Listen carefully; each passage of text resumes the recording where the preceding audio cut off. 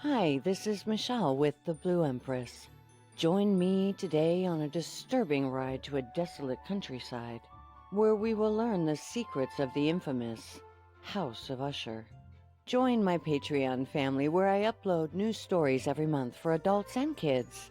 I also have MP4s available for download so you can take your stories anywhere.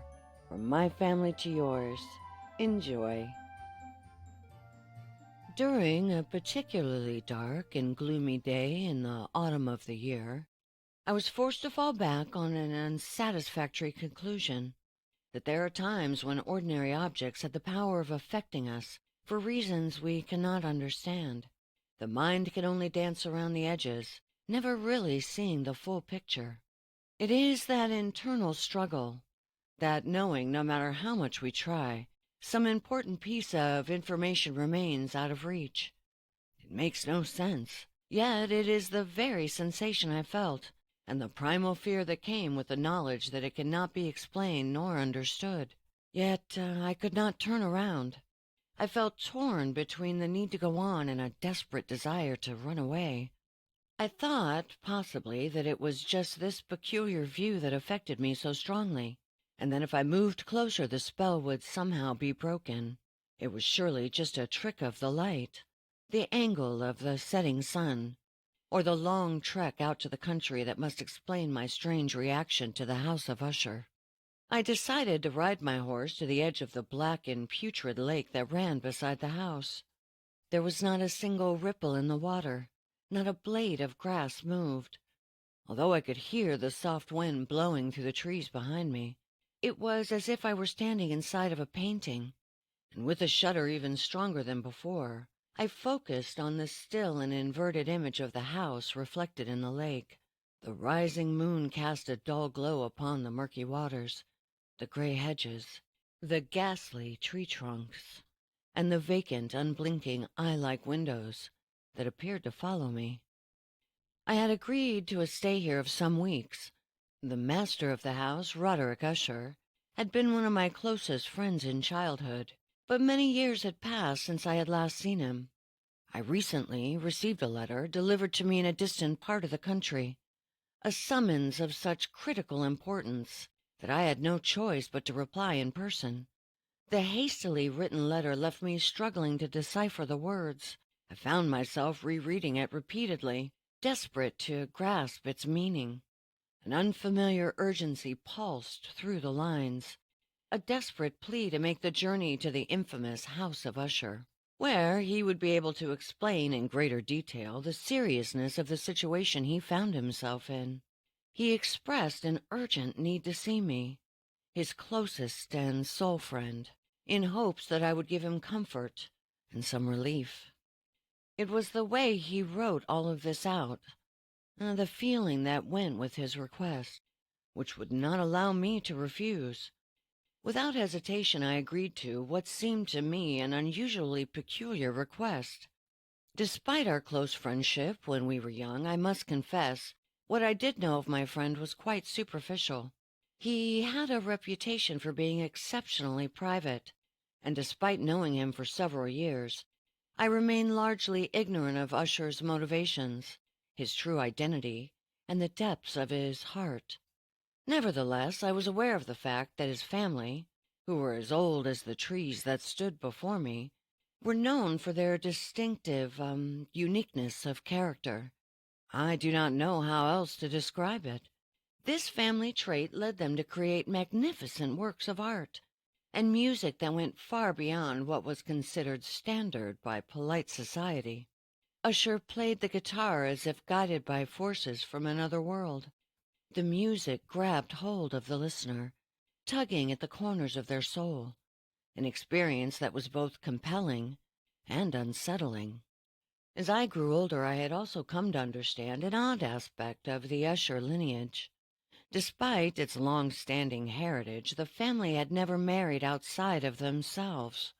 The purpose of this intermarriage was to preserve the purity of the Usher line.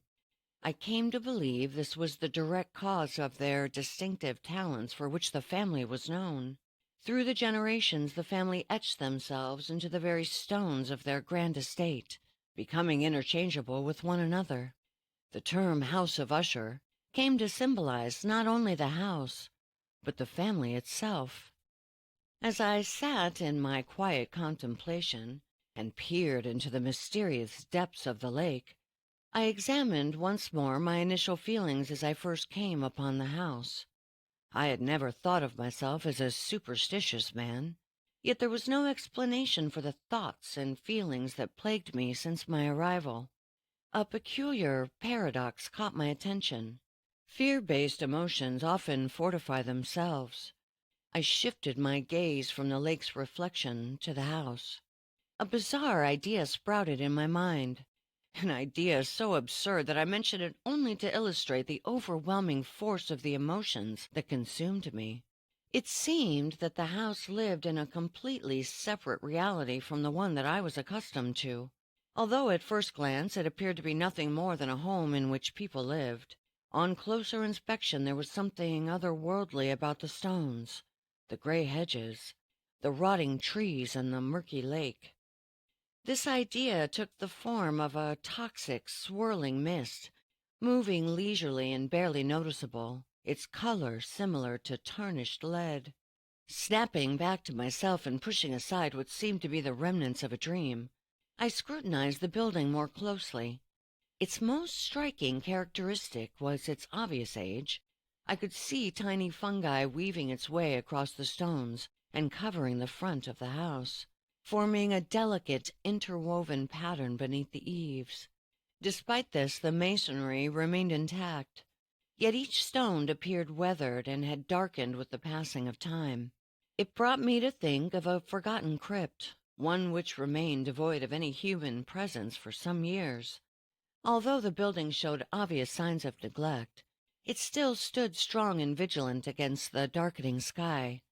I then saw a faint crack which, starting at the roofline, ran down the wall in a zigzag path before vanishing into the murky depths of the lake below.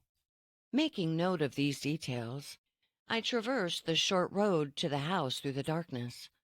A servant promptly attended to my horse, and I stepped through the grand Gothic entrance of the hall. A butler with quiet footsteps guided me through the shadowy, winding corridors towards his master's apartments. Along the way I noticed the intricately carved ceiling, the shadowy tapestries that hung on the walls, the suits of armor that lined the hallway, each adorned with the family crest, seemed to guard the passageway to the master's rooms. The house brought back memories of my youth, and although I should have been comforted by these familiar sights, I remained unsettled. Climbing the staircase, I was passed by the family's doctor, who appeared to be leaving one of the rooms upstairs. He was startled at my appearance. Without meeting my eyes, he greeted me with nothing more than a brief nod, and continued on his way. The servant then opened a door, leading me into the presence of his master. I found myself standing in an expansive room with soaring ceilings. The windows, tall, slim, and sharply arched, were set so high above the dark oak floor that not even a man of some height would be able to reach them. Weak beams of crimson light filtered through the lattice panes, just enough to illuminate the room's main features. The far corners and the intricately detailed recesses of this space remained shrouded in darkness, eluding clear visibility. Here there were more heavy draperies hung on the walls to ward off the dampness. It was filled with an abundance of old, uncomfortable, and worn furniture. There was almost a frantic disarray of the space. Books, papers, and musical instruments littered the floor and covered every available surface, adding to the clutter. The darkness only intensified the palpable air of sadness that permeated all. As I entered, Usher sprang up from the sofa where he had been sitting and welcomed me with an animated warmth. Initially, it seemed to me an excessive friendliness, the forced attempt of a world-weary man pretending interest. Yet, a closer look at his face assured me of his genuine sincerity. We seated ourselves, and for a time, as he remained silent, I studied him with mixed feelings of genuine concern and awe. Never had I seen a man so profoundly transformed in such a short span as Roderick Usher. Recognizing him as the friend of my youth was difficult, given the dramatic change of his features. His face had always been distinct, an ashen complexion, eyes large, clear, and shining, lips slightly thin and pale, yet beautifully shaped, a finely crafted nose, well defined, yet delicate, marked by unusually wide nostrils, a robust chin, subtly defined, hinted at an underlying weakness of character, hair of an angelic softness and fineness, along with an unusual broadening of his forehead at the temples. Oh, when all put together, produced an unforgettable image. To look upon him now, I could see that his skin had become ghostly pale and somewhat sallow. His eyes, shining brightly with occasional glints of some undefinable light, were both unsettling and mesmerizing. His untamed hair, which had grown wild and free, shrouded his face in a fine, disheveled mane. He had a wild, unkempt appearance. As I observed my friend, his behavior immediately struck me as odd. His heightened nervousness was on the verge of hysteria. This was not surprising to me, given the hints in his letter, and memories of his childhood peculiarities. Still, his mood changed unpredictably from morose to manic in a matter of seconds. His voice fluctuated from a hesitant tremble to a type of assertive brevity without warning, and then to a serious, measured, and deliberate speech. Amidst the rapid changes, I struggled to focus on his words, and I tried to remain thoughtful as he spoke honestly of the reason he had summoned me here, how much he had looked forward to my company, and the comfort he hoped I could bring him. He dove into the details of his illness, which he believed to be a hereditary curse. A transient nervous disorder, he quickly reassured me, would most definitely pass with time, although I don't think he believed that. The illness manifested in a series of strange sensations, both physical and mental. He possessed a heightened sensitivity to all of his senses. He could only manage to eat the blandest of foods, and his clothing was carefully selected for its soft fabric to avoid irritating his delicate skin. Any scent overwhelmed him. The slightest light hurt his eyes, and only certain sounds, like that of his guitar, did not fill him with anxiety. He was consumed by an irrational fear. "I am destined to die here," he whispered piteously, "to be undone by this undefinable illness that has consumed me. In this way and no other shall I perish. The future's events do not frighten me, for they are what they are. But to lose myself, my mind, I cannot bear it. How can I avoid that which I cannot see but only feel?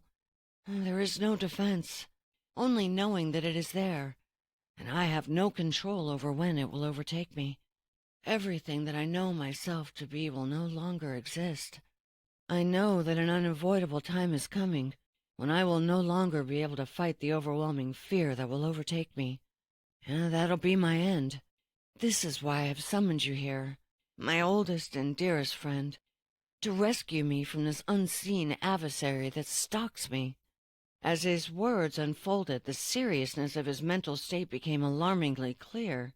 He held the belief that he was bound to this house, a place he hadn't left for years. He talked of a supernatural presence that seemed to have taken hold of him, suggesting that the essence of the house and the lineages of his ancestors lived within the very walls. They spoke to him through the weathered stones, the towering turrets, and the shadowy lake, ultimately influencing his mind and claiming him as their own. He believed there was no way to break their hold. He admitted, although reluctantly, that some of his current state could be attributed to a more natural cause, the severe and long-continued illness, and quickly approaching death, of his beloved sister, his last and only relative on earth. While he spoke, the shadowed appearance of the Lady Madeline passed slowly through a remote portion of the apartment, without acknowledging our presence. I regarded her with a complete astonishment and a sense of foreboding, yet I could not explain why I felt so strongly. She appeared to be nothing more than a creation of my mind, a spectral vision. I stoically observed her as she glided through the hallway and vanished. Eventually, a door shut behind her, and my gaze instinctively and desperately turned to her brother for some validation of what I had just witnessed. However, he had concealed his face within his hands. As he sat hunched over, all I could see were the tears streaming down between his shaking fingers and falling into his lap. I learned the illness affecting Lady Madeline could not be confirmed by her doctors. She developed an apathy, a slow erosion of her vitality. She would sit for hours without speaking, as if in a trance. She refused to eat and drink for long periods of time. She remained unreachable, despite her brother's increasingly desperate attempts to bring her back to him. Until now, she had remained somewhat aware of her surroundings. She had never fully succumbed to bed rest.